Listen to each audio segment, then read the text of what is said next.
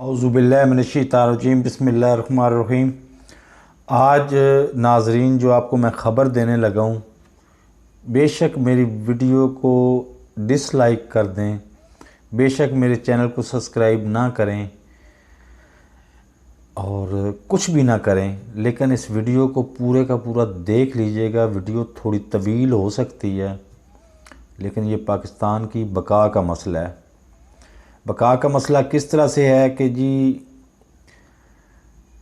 बहुत सारी वजूहात हैं उनकी, मतलब इंफॉर्मेशन के सोर्सेज तो मैं बता नहीं सकता, लेकिन बड़े रिलायबल और बड़े हाई प्रोफाइल पाकिस्तान के नहीं, आलमी ताकतों के हाई प्रोफाइल लोगों से ये बात मुझे पता चली है। और आज 2 घंटे उनके साथ पूरी तफसील से इस टॉपिक पे तफसील से बात हुई है। उसकी बुनियाद पे कह रहा हूँ कि आज है 19 जुलाई 2021। आज से इलेक्शन को कमोबेश 1.25 साल या 1.5 साल रह गया। इस 1.25 साल और 1.5 साल में पाकिस्तान में रज के तबाही आएगी। लोग मरेंगे, सैकड़ों नहीं, हज़ारों नहीं, मे भी तादाद लाखों में चली जाए जो बेगुनाह शहीद होंगे। मतलब वही धमाके, वही सब कुछ, और पाकिस्तान एक मैदान जंग बन जाएगा। लेकिन ये सारे का सारे का फ़ायदा किसको होगा? ये बात, असल बात ये हैरान कुन है कि इसका फ़ायदा सबसे ज़्यादा हुक्मरान जमात को होगा। और हुक्मरान जमात इस फ़ायदे का अपना इस हालात का, इन हालात का फ़ायदा उठाते हुए अगला इलेक्शन भी जीत जाएगी। आज़ाद कश्मीर में छोटे छोटे जलसे हो रहे हैं, अल्लाह भला करे, इमरान ख़ान के और मरीम नवाज़ के बहुत बड़े बड़े जलसे हो रहे हैं। लेकिन बदकिस्मती से उधर भी जीतेगा इमरान ख़ान और उसकी पीटीआई जीतेगी। अब इमरान ख़ान साहब इस पूरी पावर गेम का हिस्सा हैं या नहीं हैं, या उनको इस्तेमाल किया जा रहा है, ये अलग सवाल है। इसका वीडियो के आखिर पे मैं तज़किरा करूँगा। लेकिन अवाम के अपने क्या फ़राइज़ हैं कि वो इस तबाही से अपने आप को बचा सकें, ये है मेरा असल मौजू। ये तो आपको बात बता दी है कि जी पाकिस्तान ने तबाह होना है अगले साल 1.5 साल के अंदर अंदर, और उस तबाही का नतीजा ये निकलना है कि पाकिस्तान की आवाम ने तो पिस जाना है, रुल जाना है महंगाई के हाथों, बदअमनी के हाथों। लेकिन उसका फ़ायदा क्या होना है कि इमरान ख़ान साहब ने अगले 5 साल के लिए भी हुक्मरान बन जाना है। ये मेरी खुशगुमानी है कि इमरान ख़ान साहब जानते बूझते तो ये जुल्म नहीं करेंगे, लेकिन इस जुल्म का आलाकार वो इमरान ख़ान साहब ही बनेंगे। और इसका अजर उनको यहाँ पे ना भी मिला ना तो आखिरत में ज़रूर मिलेगा। सवाल उनसे होगा कि आपकी वजह से हज़ारों लाखों बंदे शहीद हो गए और आपने, मतलब अब अंदाज़ा लगाएं कि 3 साल हो गए हैं पीटीआई को गवर्नमेंट आए हुए, और आज भी इमरान ख़ान साहब उधर कश्मीर में जाके कह रहे हैं कि जी उसने अदाकारी की और वो नवाज़ शरीफ ने अदाकारी की और वो अदाकारी करके यहाँ से निकल गया। ठीक है, फ़र्ज़ कर लेते हैं ये बात ठीक है, उसने अदाकारी की तो उस अदाकारी से मुतासर होकर उसको जाने की इजाज़त किसने दी? आप लोगों ने। तो इसका मतलब है बेवकूफ़ तो आप लोग बने, वो तो नहीं बेवकूफ़ बना, वो तो मतलब अक्लमंदी और चालाकी से चला गया। लेकिन आज आप मतलब सांप जो है ना वो उसकी लकीर को पीट रहे हैं, सिर्फ सांप तो निकल गया। बहरहाल अब मौजू के पहले हिस्से की तरफ आते हैं कि पाकिस्तानी अवाम किस तरह से अपने आप को बचा सकती है। तो एक ही रास्ता है, हज़रत मूसा अलैहिस्सलाम की एक रवायत है कि आप से किसी उनके हवारी ने पूछा कि अगर अल्लाह नाराज़ हो जाए तो उसकी निशानियां तो हमें बता दें, ताकि हमें निशानियां नज़र आएँ और हम उसकी नाराज़गी से बचने का कोई सामान कर सकें। तो हज़रत मूसा अलैहिस्सलाम ने फरमाया कि अल्लाह के नाराज़ होने की 4 बड़ी निशानियां हैं। नंबर 1, जब बारिश बरसाने का टाइम होता है तो वो बारिश को रोक लेता है। नंबर 2, जब बारिश रोकने का टाइम होता है तो वो बारिश को बरसा देता है। नंबर 3, वो उस अवाम के हर अमीर आदमी को बखील बना देता है और हर अमीर आदमी को बखील बना देता है। और नंबर 4, हर गरीब आदमी को मगरूर बना देता है। अब चौथी निशानी से शुरू कर लेते हैं कि एक बंदा गरीब है लेकिन वो है बहुत मगरूर। वो कहता है किसी के से मांगना या दस्ते सवाल बुलंद करना मेरी शान के ख़िलाफ़ है, मैं क्यों बुलंद करूं। तो उसका सवा सत्यानाश ही होना है। किसी से मदद का उसने कहना नहीं है, उसने मदद करनी ही नहीं है, उसने सवा सत्यानाश ही होना है। आगे चले जाएं, हर अमीर आदमी को बखील बना देता है। तो हर अमीर आदमी जब कंजूस बन जाएगा, जो किसी गरीब की मदद करके एक टके की मदद करने को तैयार भी नहीं होगा, तो क्या गरीब आदमी जो है वो मदद लेने के काबिल रहेगा? अगर नहीं लेने के काबिल रहेगा तो क्या वो तरक्की कर सकेगा? वो नहीं तरक्की कर सकेगा। बेवक्त की बारिशें ये है कि जब आप गंदम बीज रहे होते हैं तो आपके ऊपर बारिश को रोक लिया जाता है। उस वक्त आप गंदम बो नहीं सकते। उसके बाद अगर गंदम काटने का वक्त आता है तो बारिश को बरसा देता है। आपकी खेतों में पड़ी हुई गंदम जो है वो तबाह व बर्बाद हो जाती है।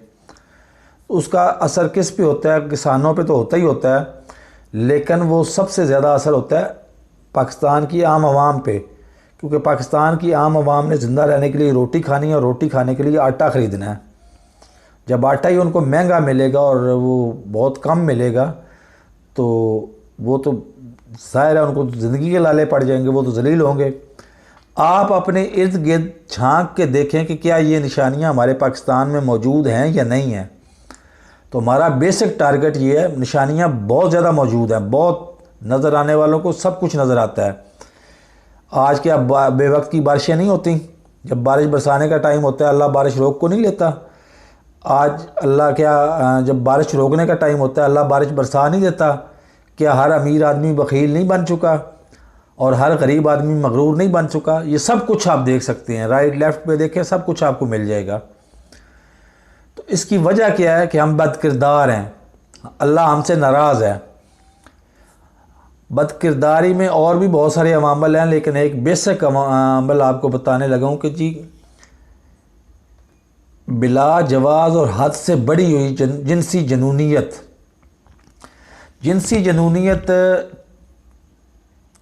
किस हद तक बढ़ चुकी है और उसकी वजूहात क्या हैं। वजूहात पहले डिस्कस कर लेते हैं कि जी शादियां यहाँ पे नामुमकिन हद तक के करीब मुश्किल बना दी गई हैं।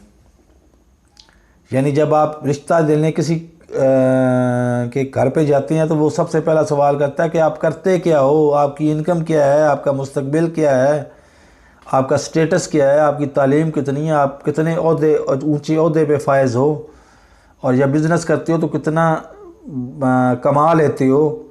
ये हर चीज़ें वो ये पूछते हैं। पूछने के बाद भी वो 100 नखरे करते हैं कि जी इन बातों की आपने बता तो दी, लेकिन इन बातों की तस्दीक होना बाकी है। जब तस्दीक होगी तो फिर हम आपसे बात करेंगे।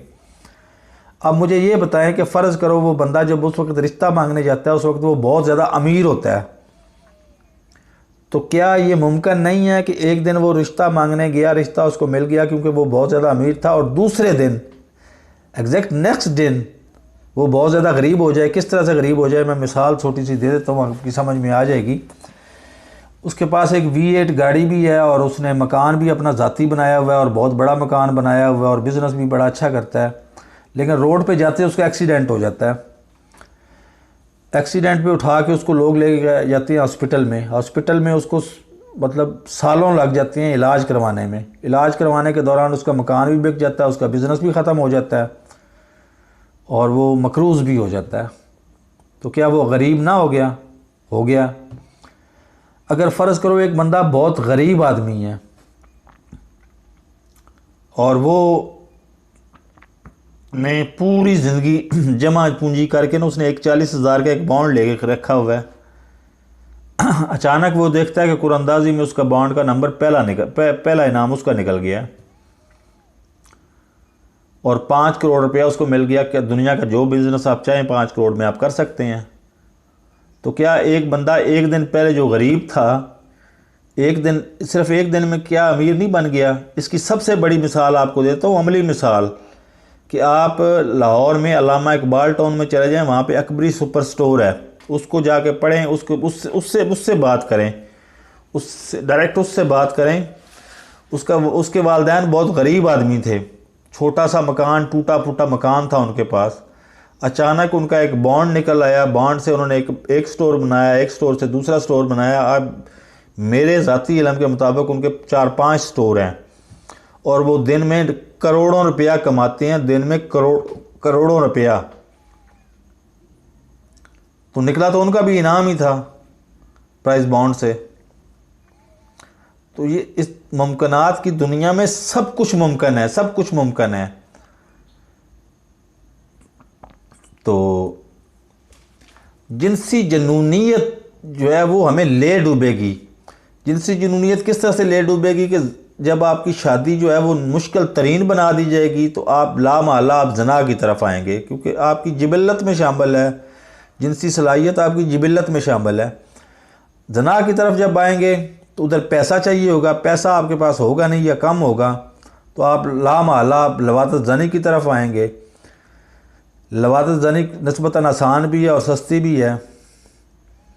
और अगर लवातत जनी के लिए भी पैसा नहीं है तो आप खुद लस्ती की तरफ आएंगे। खुद लस्ती इससे भी ज़्यादा बेड़ा गर्क करने वाली बात है। बंदा ना दीन का रहता है, ना दुनिया का रहता है, ना खुदा मिला, ना विसाल सनम। तो इस जिनसी जनूनियत को कम करें और अपने मिजाज के अंदर म्याना रवि को लेके आएँ।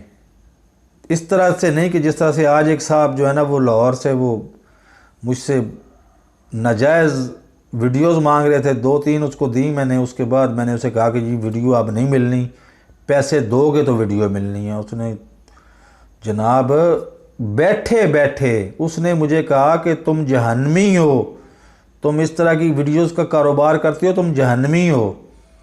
ठीक है जी, मैं तो जहन्नमी हो गया, लेकिन जो वो 3 वीडियोस देखने के बाद चौथी वीडियो का मुतालबा कर रहा था, क्या वो दोस्त जनती है, उसको जन्नत में आला मकाम मिलेगा?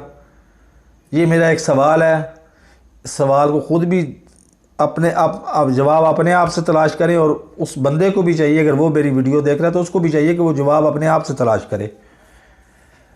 इससे ज़्यादा मैं कुछ नहीं कहूँगा। अब ग्रेटर गेम गवर्नमेंट की मैं बात कर रहा हूँ कि गवर्नमेंट आज अमेरिका अफ़गानिस्तान से जा रहा है, जाने के उसके आखिरी दिन रह गए हैं, 31 अगस्त तक उसने कंप्लीट करना है अपना एग्ज़िट। तो उससे बहुत पहले, मेरी तवक्को से भी पहले,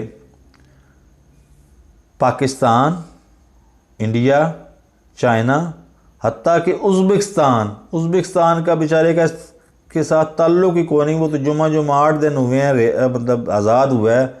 रशिया की रियासतों में से एक था, वो आज़ाद हुआ है, लेकिन उसको भी ख़तरा पड़ गया है कि जी कहीं ये तालिबाइजेशन हमारी तरफ ना आ जाए।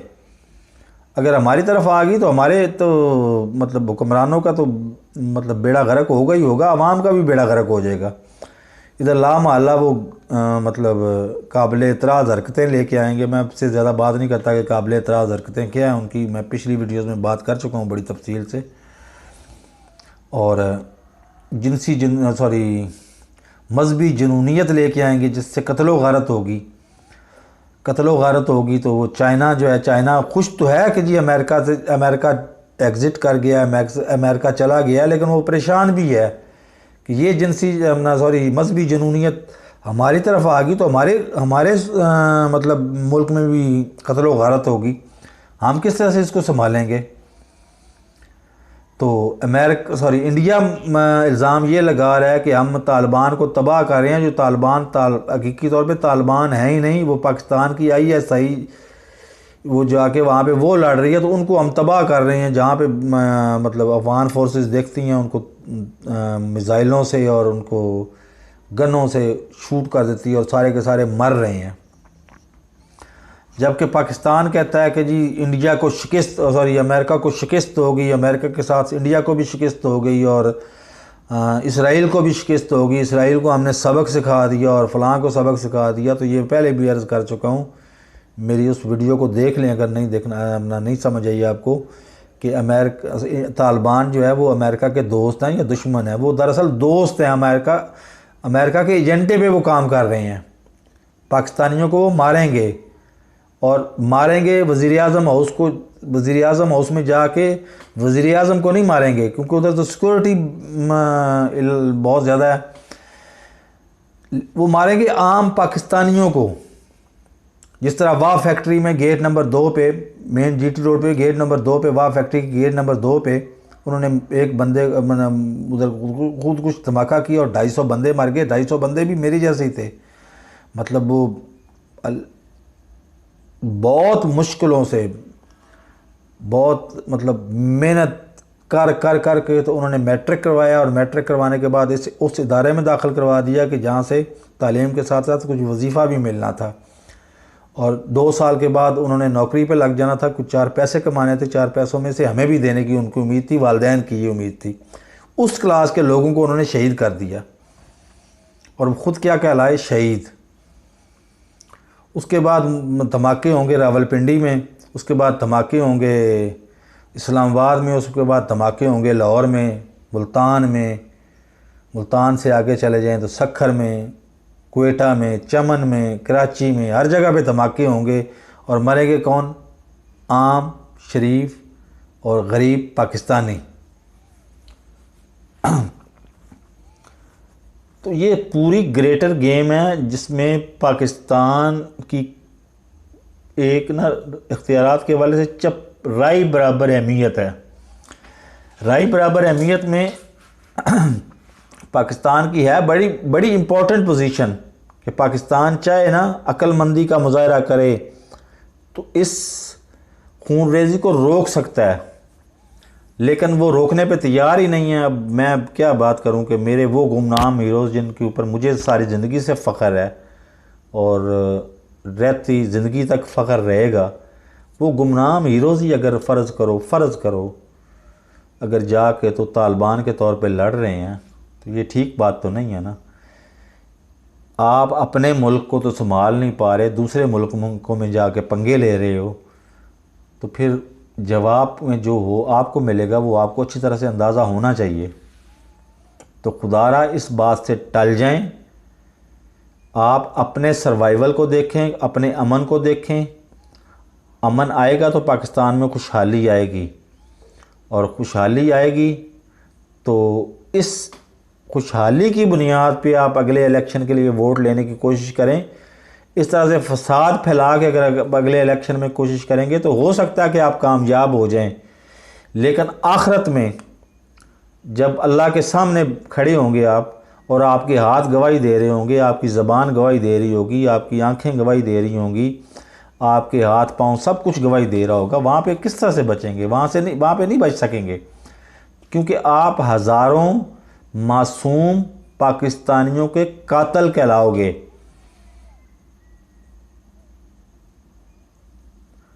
तो साथ नीचे लगे सुर्ख बटन को दबा के मेरे चैनल को सब्सक्राइब करना चाहें तो सब्सक्राइब कर लें और साथ लगे बेल आइकन को दबा के ऑल नोटिफिकेशन को ऑन कर दें ताकि मेरी हर नई आने वाली वीडियो का नोटिफिकेशन आपको बर वक्त मिल सके। अल्लाह हाफिज़।